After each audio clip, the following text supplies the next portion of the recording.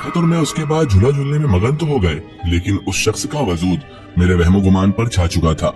उसकी वो खूबसूरत आंखें, वो बाल, उसका वो कद, उसका पूरा वजूद मेरी आंखों में समा चुका था। ना जाने क्यों रह रहकर उसकी शक्ल मेरी आंखों के सामने आ जा रही थी। मैंने जैसे तैसे अपने जहन से ये गुमान झटका और उसके बाद हम घर की ओर निकल गए। घर गए तो अम्मी रोज की तरह चिल्लाने के लिए ही बैठी हुई थी, लेकिन आज उनकी डांट का कोई फर्क नहीं पड़ रहा था, क्योंकि मैं उस लड़के के ख्यालों में खोई हुई थी। मैं यही सोच रही थी कि उसकी आंखें कुछ ना कुछ जरूर बयान कर रही थी, या तो वो बहुत सुधरा हुआ है या फिर कई राज उसकी आंखों में गुम है। बहरहाल अम्मी ने चिल्ला कर लिया और उसके बाद मुझसे कहने लगी, कहाँ खोई हुई है तू चांदनी? तेरा जहन आजकल बहुत इधर उधर बटा रहता है, तेरा ध्यान घर में बिल्कुल भी नहीं है। बस तुझे बाहर घूमने का कह दो, घर के कुछ काम वाम सीख, ताकि किसी का घर बसाए तो कम से कम वो हमें न कोसे। मैंने कहा, अम्मी आप बार बार घर बसाने की बातें ना किया करो, जब बसना होगा बस जाएगा, और आप भी जानती हैं कि मैं घर के सारे काम काज अच्छे से जानती हूँ। इतना कहकर मैं अंदर कमरे में चली गई और वालिदा परेशान सी वहीं पर खड़ी रह गई। निखत भी उसके घर जा चुकी थी। इतना कुछ होने के बाद भी उस लड़के का वजूद मेरे जहन से अभी तक नहीं गया था। रह रहकर उसकी सूरत निगाहों में घूमे जा रही थी। मुझे समझ नहीं आ रहा था कि एक बार देखने से कोई इतना अपने अंदर तक, इतना वजूद तक कैसे सहर कर सकता है, कैसे वो मेरे वजूद के अंदर समा सकता है, जबकि मैं तो उसे जानती तक नहीं। बहरहाल मैंने अपना ध्यान उसकी तरफ से हटाया और रोज के कामों में लग गई। रात को जब काम करके और खाना न खा के फ्री हुई तो बिस्तर पर लेटी तो वापस से ख्याल में वही लड़का आने लगा। उस लड़के की वो खूबसूरत आंखें मेरे जहन से अब तक गायब नहीं हुई थी। उसकी आंखें ऐसी थी कि कोई भी उन्हें देखने पर मजबूर हो जाए। उसकी आंखों में वो राज दफन थे जो शायद आज तक मेरे सिवा कोई देख नहीं पाया था। मुझे ऐसा ही लग रहा था कि उसकी आंखों में कई राज दफन है, लेकिन अब मैं कर भी क्या सकती थी? उसको तो निखत ने भगा दिया था, शायद अब वो कल हमें देखने भी ना आए। देखते हैं कल वो आता है या नहीं। इन्हीं सोचों में गुम मेरी नींद लग गई और सुबह नींद खुली तो अम्मी तैयार हो रही थी काम पर जाने के लिए। मैं उठी, चाय नाश्ता वगैरह किया। अम्मी के जाने का इंतजार बेसब्री से था, क्योंकि आज फिर बगीचे जाना था और आज फिर उस अजनबी शख्स से मुलाकात की मेरे दिल में ख्वाहिश थी, उसे जानने की, उसे पहचानने की, उसके बारे में और तफसील जानने की। अम्मी इधर गई काम पर, इधर मैंने फटाफट खाना रेडी किया और खाना वगैरह खाकर तैयार होकर बैठी थी। आज मैंने खुद को अच्छे से सजाया था, सज संवर कर बैठी थी, क्योंकि कल उस लड़के की नजर मुझ पर ही थी, इसीलिए आज मेरा सजने का मन हुआ। मैं अच्छे से तैयार हुई और सज संवर कर बैठ गई ताकि निखत आए वैसे ही हम चल दे। निखत का इंतजार करते करते आज मुझे आधा घंटा बीत गया था। निखत अभी तक नहीं आई थी। मुझे आज उस लड़के की मुलाकात का बेसब्री से इंतजार था, उसे देखने का, इसीलिए मुझसे रहा नहीं गया और मैं निखत के घर चली गई, क्योंकि अकेले मेरा वहाँ जाना मुनासिब नहीं था। अम्मी मुझे बहुत चिल्लाती अगर अकेली मैं उस बगीचे में चली जाती। निखत के घर पहुंची तो मैडम तो आराम से सोफे पर बैठकर टीवी देख रही थी। मैंने निखत को आवाज दी और निखत को लेकर बाहर निकल आई। मैंने निखत को रास्ते पर चिल्लाया कि तू पागल वागल तो नहीं है, कितनी लापरवाह है तू, हमें बगीचे जाना रहता है रोज इस वक्त, और तू है कि टीवी देख रही है आराम से। निखत बोली, अरे तो बगीचे नहीं आई तो क्या कयामत गुजर गई? तू तो ऐसे चिल्ला रही है जैसे तेरा बहुत बड़ा नुकसान कर दिया हूँ मैंने। पागल ही है चांदनी तू सच में। चल अब बगीचे चलते हैं, यहाँ वैसे भी तेरी डांट खाना से अच्छा है बगीचे में जाकर कुछ फल वगैरह खा ले। मैंने उसकी बात सुनी तो मेरे चेहरे पर हल्की सी मुस्कुराहट आ गई, क्योंकि मैं यही चाहती थी कि वो बगीचे जाने के लिए राजी हो जाए। बहरहाल रास्ते भर हम बातें करते करते कब बगीचे पहुंच गए हमको मालूम ही नहीं पड़ा, क्योंकि एक बार निखत और अगर हम बात करना चालू कर दें तो जब तक मंजिल पर ना पहुंच जाए तब तक हम एक दूसरे से बतियाते ही रहते थे। जैसे ही वहां पर पहुंचे तो मेरी नजरें आज उस शख्स का ताकुब कर रही थी जो हमें कल दिखाई दिया था, जो हमारे पास कल आया था, लेकिन आज वो कहीं पर नजर नहीं आ रहा था। मेरे चेहरे पर उदासी छा गई। निखत बोली, क्या हुआ, तू झूला नहीं झूलेगी क्या? मैंने कहा, मेरा मन नहीं है। निखत बोली, पागल है तू एक नंबर की, कभी कहती है बगीचे चलो और बगीचे में झूला झूलने के बजाय अब कह रही है कि मेरा मन नहीं है। तेरा ध्यान है कहाँ? चांदनी तेरी तबीयत वगैरह तो ठीक है ना? क्या हुआ है तुझे? मैंने कहा, कुछ भी नहीं, चल मैं तुझे झूला देती हूँ, तू झूला झूला आराम से। उसे झूला देते देते अचानक मेरी नजर कल वाली जगह पर पड़ी तो देखा कि जिसका ताक्कुब मेरी नजरें इतनी देर से कर रही थी वो शख्स तो वहीं मौजूद था, लेकिन आज वो उस सिमत ही थोड़ा करीब खड़ा हुआ था, जिससे उसका चेहरा, उसका रुआब मुझे साफ दिखाई दे रहा था। मैं उसे तके जा रही थी और झूला दिए जा रही थी। अचानक झूले की बजाय मेरा हाथ निखत के सर पर पड़ गया। निखत के सर पर हाथ पड़ना था कि निखत ने तो आसमानी सर पर उठा लिया। कहने लगी, पागल हो गई है तू, तेरा ध्यान किधर है? और उसने मेरी नजरें देख ली थी कि मेरी नजरें उस जानिब है जिस जानिब वो लड़का खड़ा हुआ था। तभी निखत बोली, अच्छा अब मैं समझी तेरी उदासी और तेरी खुशी का राज। रुक जा, अभी इस मुस्टंडे को बताती हूँ कि ये रोज के रोज आकर हमें ताड़ता है ना, अभी इसे ठीक करती हूँ मैं बुलाकर। मैंने कहा, नहीं निखत, कुछ ऐसा मत करो, उसे खड़े रहने दो। मैं उसे नहीं देख रही थी, मैं कुछ सोच रही थी घर के बारे में और मेरी अम्मी के बारे में। निखत मेरे कहने पर रुक तो गई, लेकिन निखत की नजर अब मुसलसल उस लड़के पर थी। लड़के ने जैसे ही देखा कि उस पर निखत घुर्राती हुई नजरों से देख रही है तो लड़का चुपचाप नीची नजरें करते हुए खामोशी से वहाँ पर चला गया। लेकिन मुझे उस पर तरस आ रहा था। बेचारा कितना सीधा था, कि लड़का होने के बावजूद हम जैसी लड़कियों को कुछ बिना कहे बस रोज बेचारा चला जाया करता था। अगर वो चाहता तो अपनी ताकत के बल पर भी हमें कुछ कह सकता था या कर सकता था, लेकिन वो शरीफ घराने का लग रहा था। मेरी नजरें धोखा नहीं खा सकती, हो ना हो वो किसी अच्छे शरीफ खानदान का था। बहरहाल वो लड़का आज भी चला गया, लेकिन कम से कम मैंने उसे अच्छे से देख तो लिया था कि वो कैसा लड़का है और कैसा दिखता है। आज उसका पूरा चेहरा मेरी आंखों में समाया हुआ था। घर आई तो आज वालिदा चिल्लाई नहीं थी, वालिदा कुछ परेशान सी दिख रही थी। मैंने कहा वालिदा सब ठीक तो है ना? तो वालिदा कहने लगी हाँ हाँ ठीक है। उसके बाद मैं कमरे में चले गई। उसके बाद रोजमर्रा जिंदगी के जो कामकाज होते हैं वो कामकाज किए। रात को जब खाने का वक्त हुआ तो वालिदा आवाज देने लगी, लेकिन मैंने कहा मुझे भूख नहीं है। तो वालिदा कमरे में आ गई। वो भी परेशान थी और मुझे परेशानी भरी नजरों से देखने लगी। कहने लगी चांदी तेरी तबीयत तो ठीक है ना? क्या हुआ, भूख क्यों नहीं लग रही तुझे? मैंने कहा वो निखत कुछ ले आई थी टिफिन में आज रखकर उसके घर से नाश्ता वगैरह, तो मैंने वो खा लिया था, इसी वजह से मुझे भूख नहीं है। अम्मी आप खाना खा लीजिए और सो जाइए, मुझे भूख लगेगी तो मैं उठकर खुद ले लूंगी। अम्मी ने मेरे जवाब सुनकर तसल्ली पाई और आगे कमरे में चली गई। उसके बाद मैं बिस्तर पर लेटी लेटी सिर्फ और सिर्फ उस लड़के के बारे में ही सोच रही थी। उसकी वो पुरस्कार शख्सियत, उसका वो रूहानी चेहरा, उसकी वो झील सी आंखें मुझे बार बार उसकी तरफ ही मुतवज्जा किए जा रही थी। मन कर रहा था कि अभी बगीचे जाऊं और उससे जाकर बात करूं, लेकिन ये मुमकिन नहीं था। मुझे उससे इस तरह से बात नहीं करना थी। मैं एक लड़की हूँ और अगर लड़की आगे रहकर किसी से बात कर ले तो इज्जत भी जा सकती है। क्या पता वो लड़का मेरे बारे में ये ना सोचता हो, शायद वो दोस्ती करने की गरज से हो और मैं पता नहीं क्या क्या एहसासात उसके लिए पनपा लूं। इसलिए बेहतर ये है कि वक्त पर इस मामला को छोड़ दिया जाए। वक्त जो करेगा ठीक ही करेगा। उसके बाद मैंने अपनी पुरसुकून नींद पूरी की और सुबह जब उठी तो आज भी वही आलम था जो कल था। आज भी वही तरफ थी बगीचे जाने की।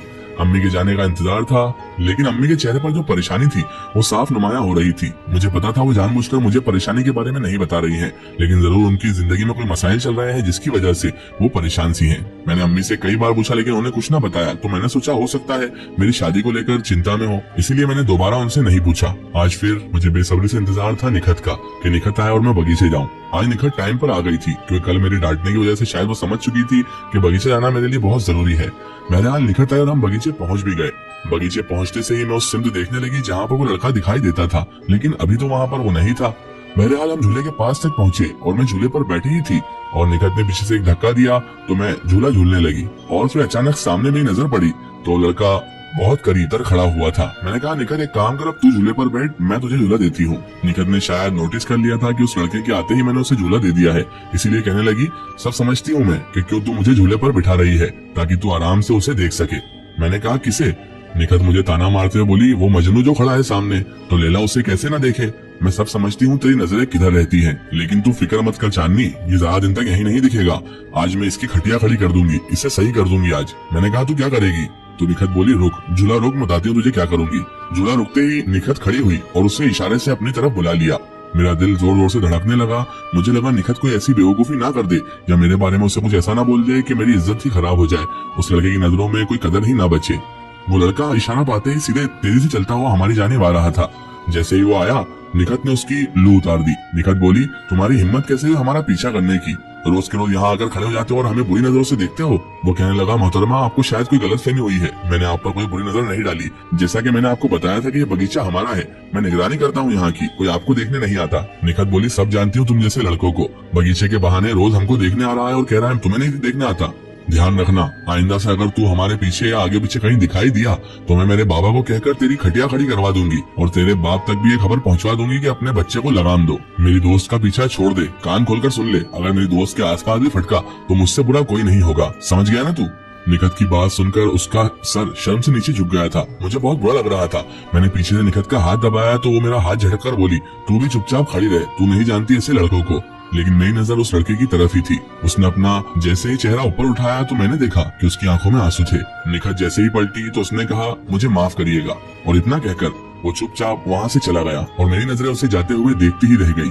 जैसे ही वो थोड़ी दूर गया तो निखत बोली चल चांदनी, यहाँ अब हमारा भी कोई काम नहीं है, हम कल आएंगे, पूरा मूड खराब कर दिया इस बदतमीज लड़के ने। उसके बाद हम दोनों भी घर आ गए। आज जल्दी घर आ गए थे तो वालिदा मुझे घर में देखकर हैरान रह गई और कहने लगी इतनी कब से सुधर गई तो चांदनी, आज तू घर में मिल रही है मुझे, क्या बगीचे नहीं गई? निखत अब जा चुकी थी इसीलिए वालिदा हैरान थी।